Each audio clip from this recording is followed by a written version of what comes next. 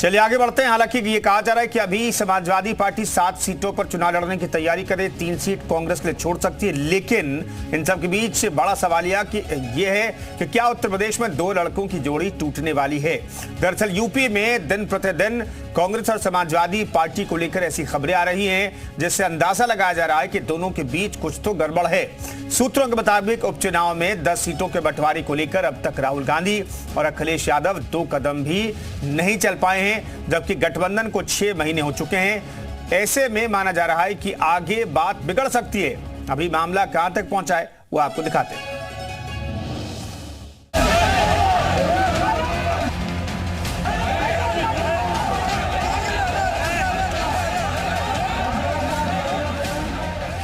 Congress Samajwadi party एक साथ BJP से कैसे लड़ पाएगी, जबकि उसके नेता आपस में ही लड़ रहे हैं। यूपी के फूलपुर में जहां उपचुनाव होना है, वहां कांग्रेस के संविधान सम्मेलन में जमकर हंगामा हुआ। मंच के सामने कार्यकर्ता आपस में ही भिड़ गए।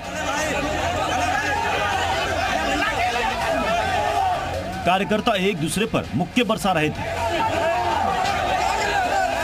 और ये सब कुछ मंच से यूपी कांग्रेस के प्रदेश अध्यक्ष अजय राय और राष्ट्रीय महासचिव अविनाश पांडे देख रहे थे।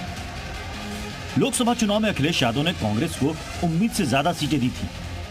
अब ये तस्वीर देखिए, एक दूसरे का हाथ पकड़े राहुल गांधी और अखिलेश यादव की ये तस्वीर लोकसभा चुनाव प्रचार के वक्त की है, जब राजनीतिक नफा नुकसान के लिए दोनों एक साथ आए थे। लेकिन अब उसी राजनीतिक नफा नुकसान के लिए दोनों एक दूसरे का हाथ छोड़ सकते हैं। विधानसभा उपचुनाव से पहले दोनों दलों के बीच गठबंधन टूट सकता है और इसकी वजह बनेगा चुनाव में सीटों का बंटवारा। कांग्रेस जितनी सीटें मांग रही है, अखिलेश यादव उसे इतनी सीट देने को तैयार नहीं है। यूपी में 10 सीटों पर विधानसभा उपचुनाव होना है। कांग्रेस 50-50 सीट शेयरिंग फार्मूला चाहती है, यानी 5-5 सीटों पर दोनों दल लड़ें। लेकिन अखिलेश यादव कांग्रेस को 2 से ज्यादा सीटें देने को तैयार नहीं है।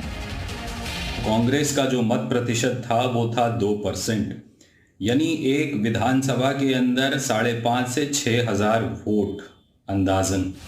माना जा रहा है कि अखिलेश यादव राहुल गांधी से हरियाणा और जम्मू कश्मीर का बदला लेने की तैयारी कर रहे हैं। समाजवादी पार्टी अपनी पार्टी का विस्तार करना चाहती है। इसी कोशिश में अखिलेश यादव ने हरियाणा और जम्मू कश्मीर में राहुल गांधी से सीट की मांग की थी। लेकिन राहुल गांधी ने समाजवादी पार्टी को हरियाणा और जम्मू कश्मीर में एक भी सीट नहीं दी, जिसके बाद मजबूरी में अखिलेश यादव ने जम्मू कश्मीर में अपने दम पर उम्मीदवार उतारे।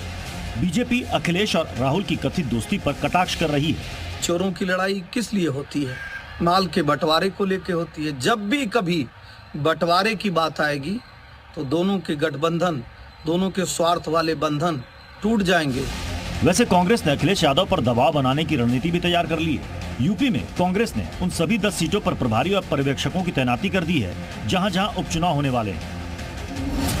कांग्रेस ने 10 सीटों के लिए प्रत्याशियों के आवेदन मंगाने भी शुरू कर दिए। इसके जरिए कांग्रेस ने अखिलेश यादव तक ये संदेश पहुंचाने की कोशिश की है कि वो 10 सीटों पर अपने उम्मीदवार उतारने की तैयारी में है। लोकसभा चुनाव में अखिलेश यादव ने कांग्रेस को 17 सीटें दी थी, जिसमें कांग्रेस 6 सीटों पर चुनाव जीती थी। ऐसी स्थिति है जहां पे इंडिया अलायंस के दोनों दल आपस में ही दबाव की राजनीति कर रहे हैं। यूपी की 10 विधानसभा सीटों पर होने वाले उपचुनाव को लेकर फिलहाल इंडिया गठबंधन में असमंजस की स्थिति बनी हुई है, जहां एक तरफ कांग्रेस पार्टी समाजवादी पार्टी पर 5 सीटें देने का दबाव बना रही है, तो वहीं दूसरी तरफ समाजवादी पार्टी की तरफ से 1 से 2 सीटें देने की ही बात सामने आ रही है। ऐसे में ये माना जा रहा है कि जहां एक तरफ लोकसभा चुनाव में इस इंडिया गठबंधन ने उत्तर प्रदेश में शानदार प्रदर्शन किया था, तो वहीं अब उपचुनाव में इसमें 2 फाड़ हो सकता है। प्रयागराज से मोहम्मद गुफरान के साथ ब्यूरो रिपोर्ट, जी मीडिया।